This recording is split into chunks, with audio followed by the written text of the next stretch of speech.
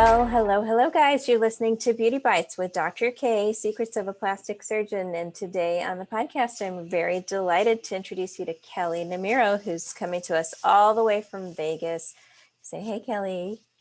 Hi, Dr. K. So good to be with you today. So, Kelley, you're a health and wellness coach, and tell me a little bit about what's going on in your life. I first met Kelley just before she was getting married in Los Angeles. Yeah. And since then, you have really blossomed on Instagram. I watch your feed and I love the health, wellness, meditation, and slow movement kind of a program that you've started. Can you tell us a little bit about that?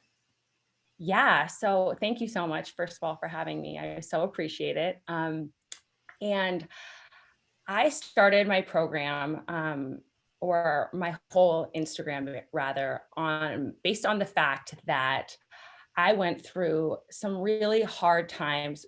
It was pretty much in my early 20s where I was having really horrible irritable bowel syndrome, severe hypothyroidism where my hair was falling out and I had all this weight I couldn't lose because of this ongoing inflammation that was in my body. And at first I had no idea how to heal it. And so I was one of those people that tried everything out there, from the paleo diet to HIIT workouts to, everything that is under the sun. I gave it a go and I finally found things that worked for me. And it really came down to slowing things down, slowing all the stress down, taking that out of my life and healing that inflammation, which healed everything else. So when I was, really getting my Instagram started, I wanted to share that stuff with everybody else because I know there are so many people that are going through the same thing. And I want to tell them that it doesn't have to be that hard, like healing these things.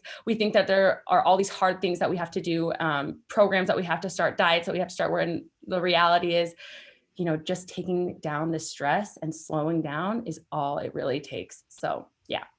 That's amazing. It's opposite of what you think. You need to spend all this money and invest in a really tight schedule and doing so many different things, but it's actually quite the opposite that's worked for you. It's just telling yourself to back up, slow down. Mm-hmm.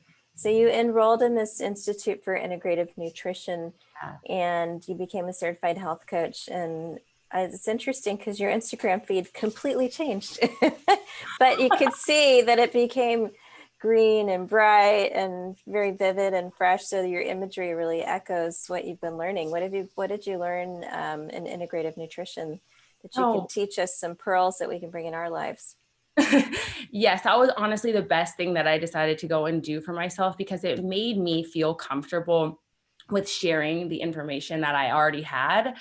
Plus, I learned so much more with all of my followers. And it allows me to work directly one-on-one with clients that I can help to coach. But when it comes to, really general things, I think the biggest thing that I learned from the Institute of Integrative Nutrition was that it's when everyone thinks it's about food, and nutrition really is about food, but it's about so much more. And it's about all the other primary food, that's what they call it, that goes into your life. So having a mindfulness practice, having some movement, having healthy relationships, noticing your emotions, those types of things all go into how you feel at the end of the day. And it's not just the food you're putting into your body. So we need to focus on the whole picture. So that was a lot of what I learned, plus some really great specifics on diet and exercise and hormonal health. That's a really big focus of mine. So I like to share just little nuggets here and there on my Instagram feed. But taking out stress is really what I've noticed that lowers inflammation, which is what I shared before, because as you know, you're a doctor, inflammation is the biggest cause of all these chronic diseases that so many people are facing in today's world. And it's so much more common. So I like to bring that brightness into my photos, into my feeds, so that I can share, with other people. So. Awesome.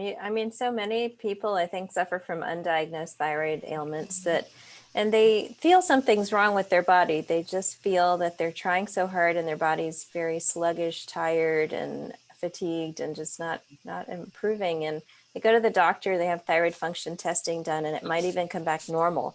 So It's one of these diseases that's very hard to pick up the subclinical hypothyroidism. Did you have that to some extent? Because I'm sure you passed your physicals. Yeah. So for me, I think that was the biggest problem. The whole issue of not feeling good, what I was talking about before with my hair falling out and having weight that I couldn't lose, feeling super tired. I was like napping in the afternoons in my office back in the day. Mm-hmm.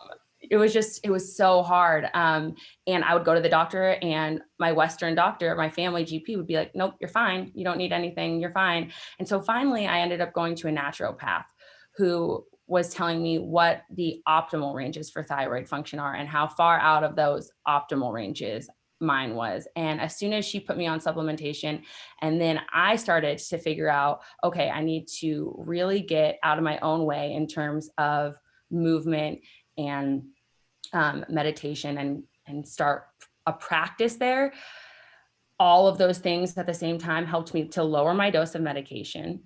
And I still take a little bit, but not as much as I was taking before. And I just feel so much better in my body. So if you're out there and you have a thyroid issue, I have been there, I feel you, but it is possible to reverse it. It's so hard. And for those of you who are listening, you don't have a visual of Kelley, but she's like slim and trim and athletic and beautiful blonde. And you would never think she would have a thyroid problem. Even when I first met you and you had a thyroid problem, you still had a very, athletic physique. So it's not necessarily like if you're overweight, you don't have to be overweight to have a thyroid issue. At any weight, your body can be not having optimal metabolism. So I think that's something that we need to investigate further, and it's great to give people the tools to start asking those questions from their primary doctors, because your labs will come back normal sometimes, and you just know that something's off. Yeah. You have tried intermittent fasting too. I've been doing that. That didn't work for you. I guess your body responded better to just like, consistent nutrition throughout the day. You're like a grazer. Whereas I'm like a sprinter. I always tell everyone who follows me, I think different things work for different people.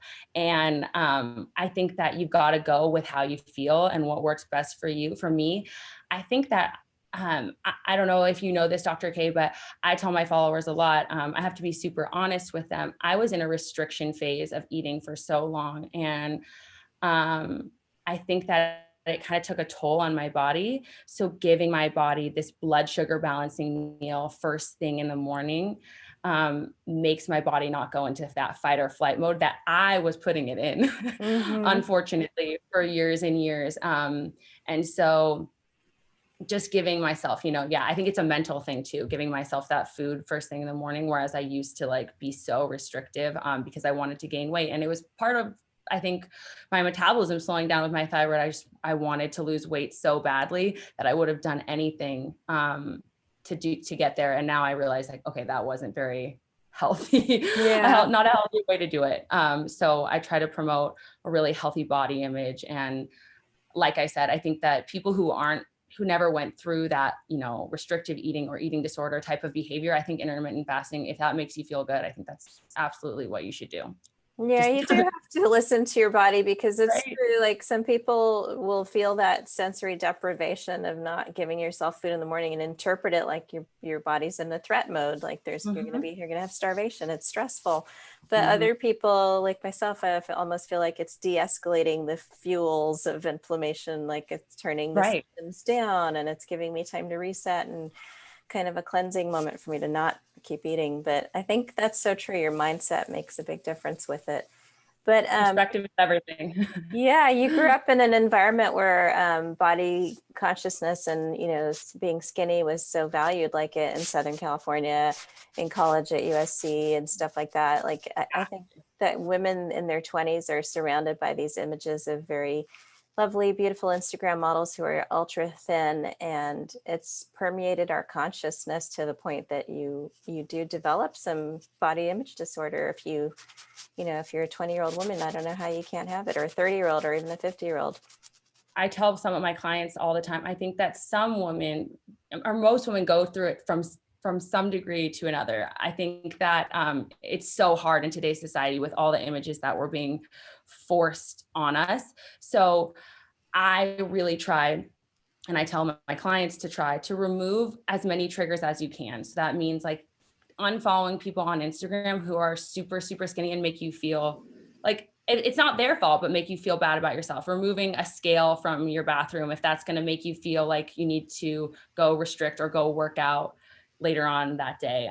So, trying to remove the things in your life that you feel are triggering you. And then if it's like a person or a family member who's triggering you, thinking about it in such a way that's like, you know what, so what if they think that I'm going to do what's right for my body because I love myself. And it took me years and years to get there, but it feels so much better when you just let go of all of that.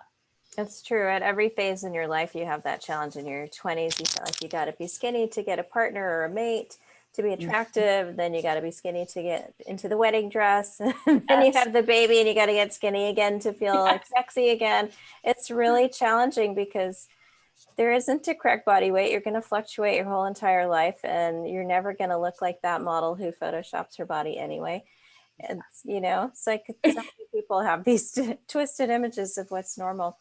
Have you, Totally. I follow, and I think you probably follow Lauren Everett's The Skinny Confidential. Oh, I love her. Yes. She's awesome. Do you remember when she was eating so many Gigi crackers in her feed? Those are those thin fiber wheat crackers that they taste like cardboard, but they're just fiber. They're okay. But there's a whole controversy surrounding those Gigi crackers now about how the women that were eating them following that F factor diet were like really turning into this restrictive behavior where it really damaged their psyches quite a bit to think all they could ever have in their life was a piece of cardboard with some stuff smeared on it.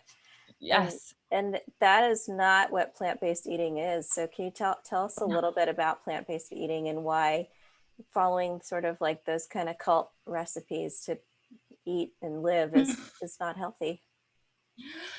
Oh gosh. So I think that looking at stuff like that with the F factor and the GG crackers, it's all in an effort to be like low calorie. That's really the thing that it comes down to most. And the difference between that and plant-based eating is there is so much more to plant-based eating. It's healthy fats like avocados and coconut oil and carbs like quinoa and lentils and putting those things together makes a protein, and having lots of green leafy vegetables and squash and sweet potatoes, all the things that come together that really deliver so much nutrient value to your body. And to me, the reason I eat that way is because it makes me feel good. And people say to me sometimes even the same thing. They're like, how are you so disciplined? And I like to say to people, I'm not disciplined because I give my body what it wants. If I want to have like a veggie burger with fries, I'm going to do it. But I know that having the veggie burger makes me feel better than having this really heavy meat burger. So it's just a way of looking at things a little bit differently. Never being like, oh, I'm only going to have a salad today, or I'm only going to have this G cracker or whatever the case may be. Really giving my body all of the nutrients that it needs, the flavors that it wants, but in a way where I'm getting the most nutrient anti-inflammatory diet. Why did you decide on being a vegetarian and no meat products? It took me a long time to get here. I grew up in an Italian family where meat was the center of the dish every single meal, from eggs for breakfast, turkey sandwich for lunch, and veal scallopini for dinner. That was what I grew up with. And then as my health was kind of in flux for those years in my 20s, I tried everything from the paleo diet. I tried keto for a little while to see what would make me feel good and how I would feel light and kind of free in my body.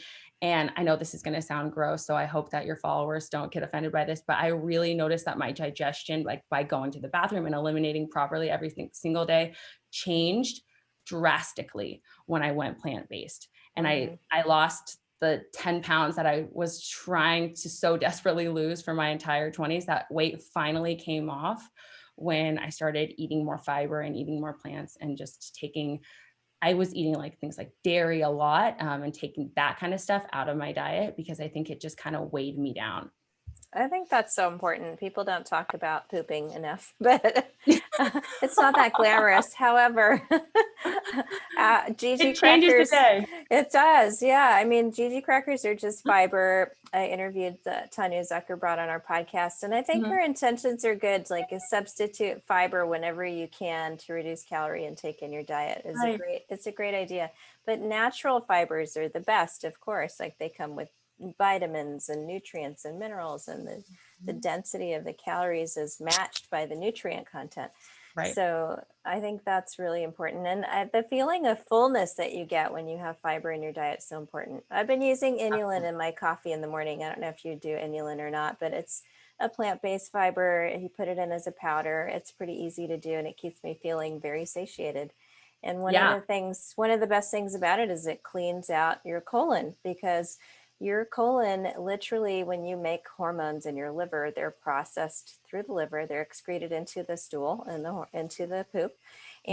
And if you don't release that, they continue to function as active hormone metabolites. And so the process of like being really regular allows you to get rid of these hormones you're just carrying around, storing, and they cause some of these problems that we talk about with your weight gain, irritability, irritable Mhm. bowel, like hormone flare-ups where your thyroid doesn't balance, infertility problems where it's hard Yes. to maybe get pregnant, or where you have, irregular periods. So I think it's so important to get on that regimen. Fiber, exercise, flat Mhm. tummy by clearing out your colon as much as possible every day, getting rid of the waste products.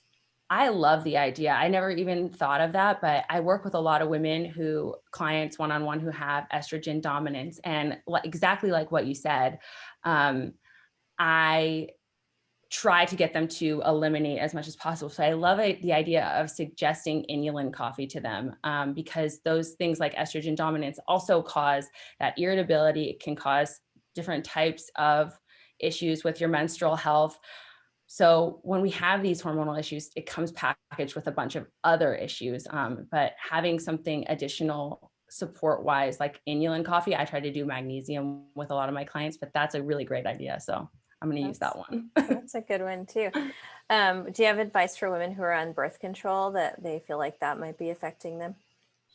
So birth control, I was on for 11 years, and I like to say to everyone, to each their own. Everyone should do, what makes them feel right. But for me, I know that it wasn't the best choice, just because I had to constantly be changing the birth control I was on, because I was having this breakthrough bleeding and all these other, you know, awful symptoms, the moodiness, the bloating that came along with it.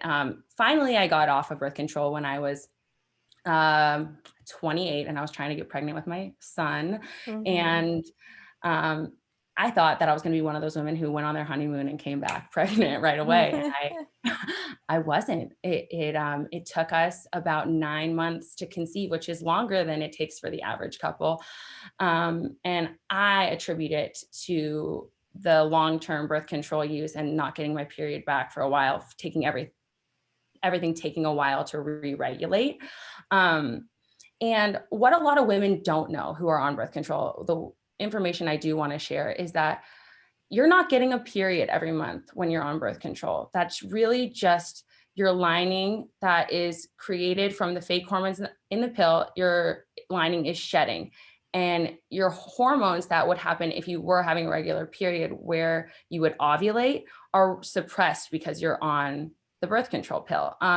So if you have any issues like PCOS, or any other hormonal issues that are common among young women, the birth control pill is just masking that. And when you are ready to, get off of it and have children, it's going to be an issue that you may have to deal with. And for me, it was irregular periods starting from when I was in high school. That's why my doctor just like, oh, let's put you on the pill. And I didn't know any better back then. But it can really cause a whole host of issues that women don't want to have to deal with. So I would say it's better to just naturally track your cycles if you can.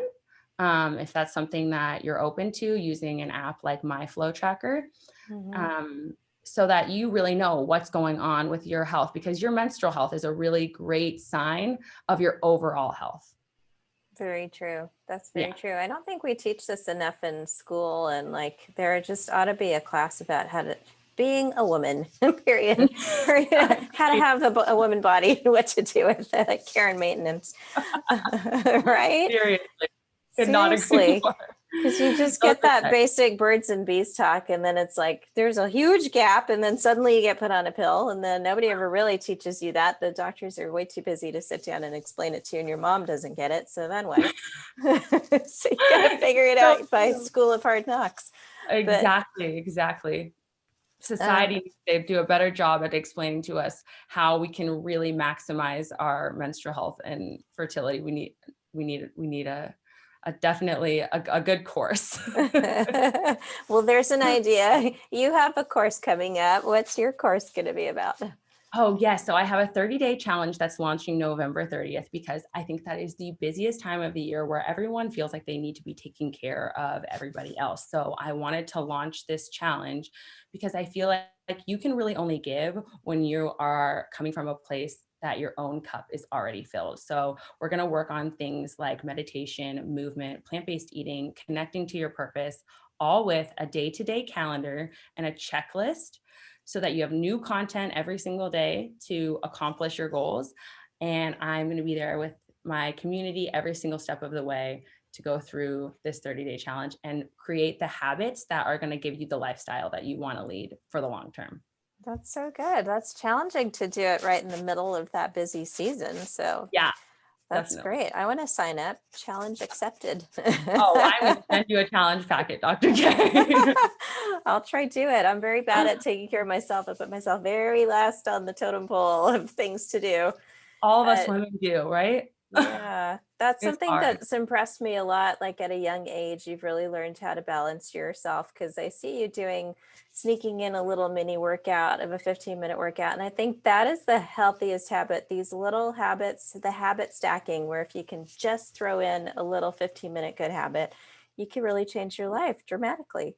Don't you think that's 100%. true? Like instead of going out to some gym and doing like a 2-hour major workout, which is so unrealistic to ever have time to do. Yes, I think that, it's the little habits every single day that make up the way we feel in our lifestyle. So, 100% getting those 15 minutes in for me, it makes me a better mom, it makes me a better wife, and it makes me a better businesswoman because I'm able to clear my mind and just have a little bit of time to process everything. Definitely. I feel the same way. Like for 6 months, I was doing push-ups before every shower, push-ups and sit-ups. I would not let myself get in the shower till I did my 20 push-ups, 20 sit-ups. And like, it sounds like nothing, but in the beginning, I could not even do one push-up. And then, like 6 months, I could do 25 to 30 boy push-ups. Yeah, And like, it's those things that like really changed my core strength. So, and that little habit was like, I had no excuse. I didn't have to go to a gym. I just had to do it and hop in the shower. that's So little mini habits like that, I think, can be transformative. absolutely. And meditation, I think, is a hard one to start on because people also make that into such a big thing. Like you have to go sit by a stream with a brook and under a tree, like the Buddha. But you can also just close the door in a quiet room. What do you do?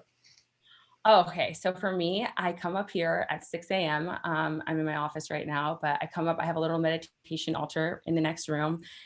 And you don't even have to have that. You can just find a quiet space, close the door, and know when you first start that you are going to have thoughts. It's not about getting rid of the thoughts, it's about becoming aware of the thoughts. And that's what's going to make you show up so much better every single day for your work, for your family, however you're showing up.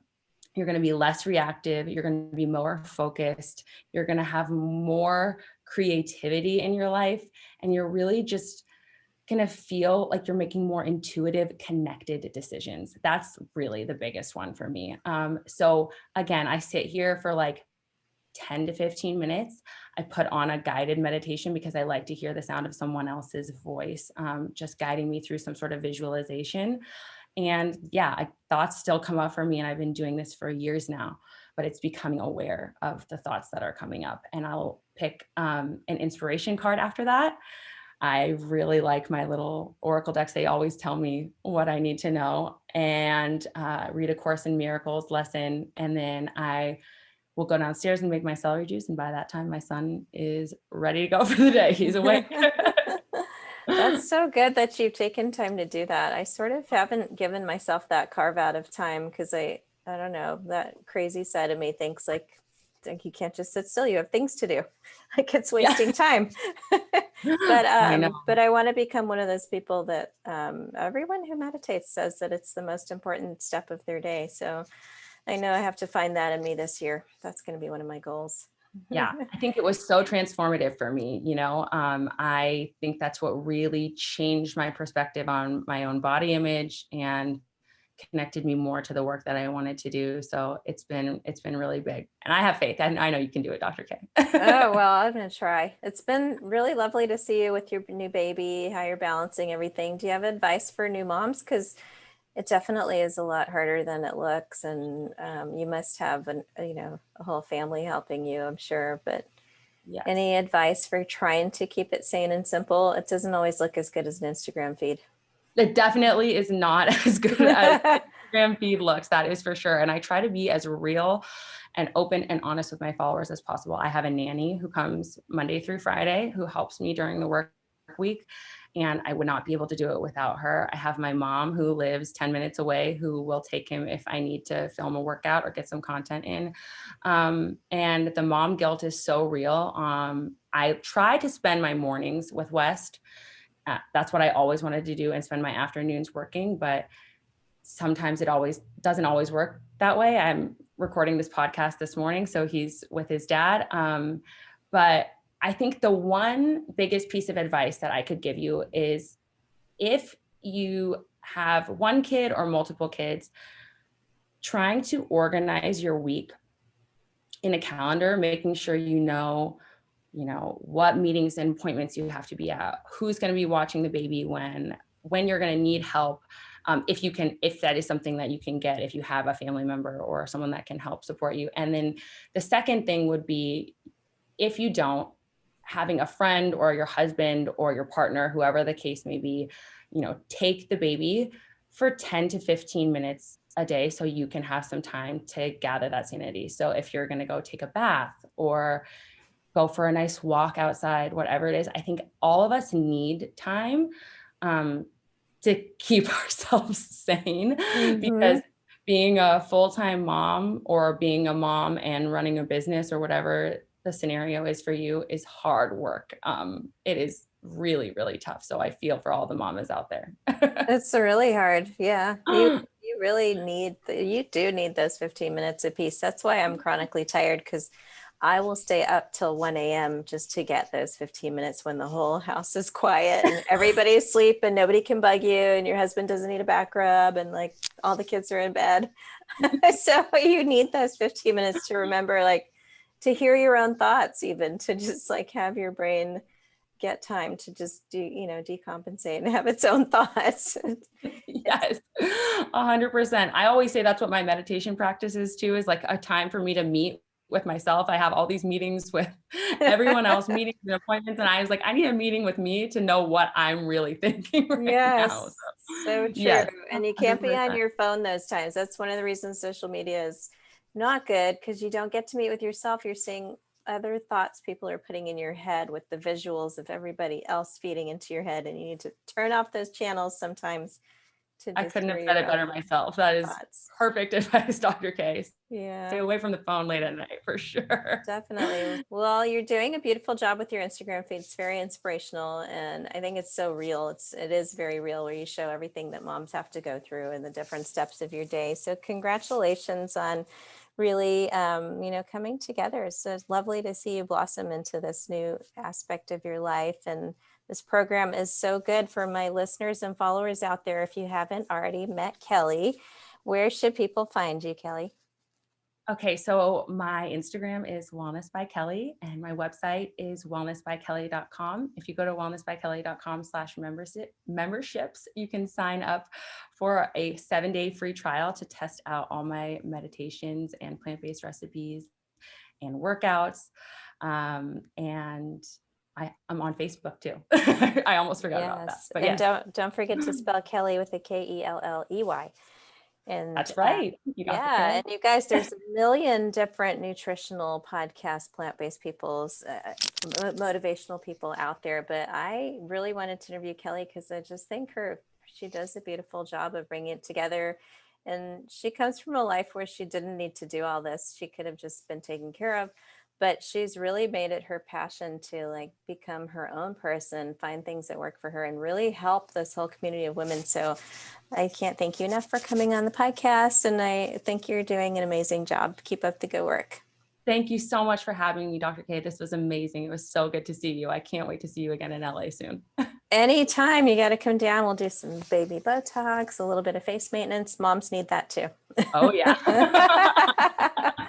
Thank Well, thanks. you. Thanks so much for tuning in, guys. Don't forget to find me on my Instagram doing amazing things with people's faces at Beauty by Dr. K, DRKAY. And our website is the same. It's www.beautybydrk.com. And that's where you can find my amazing botanical ingredients and skincare. I use so much green tea in my skincare. Kelley, I gotta have to send you some of my vitamin C serum, my deep blue hydration and night quench. So good. And I know you love them already, actually. I do. I love your products. They're my favorite. That's it for now, guys. Stay healthy and beautiful.